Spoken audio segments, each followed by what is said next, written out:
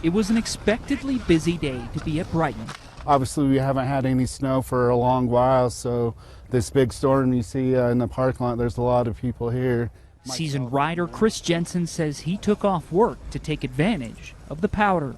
Coming in, my first view was Millie, and I was trying to figure out off of Millie if it was open or closed, because from Millie coming to my left is called the Rock Garden. That's a beautiful place for good old tree lines and some little cliffs. Jensen says it was closed when he checked, but later he discovered that area was the scene of a tragedy. Upon arrival, there was a confirmed avalanche, at which point multiple agencies responded out and began Detective Quinn Wilkins with Unified Police says it was after noon that calls came in.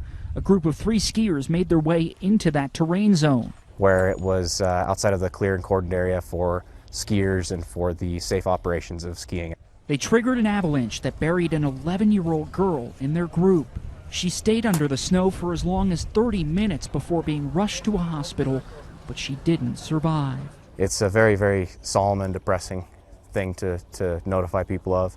Learning that the 3 were family, Jensen connected deeply with this story, saying he felt the pain amid what should have been a beautiful day here in the Wasatch. My heart kind of sunk.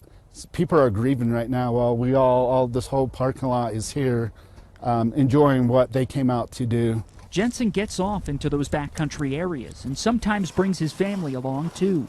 So as they share in that grief, it's very difficult to think of the idea behind a family being together and having something so tragic happen. They're urging skiers, snowboarders, and anyone who ventures into the backcountry to be cautious and to carry the proper equipment. In Big Cottonwood Canyon, Jeremy Toms, Fox 13 News, Utah.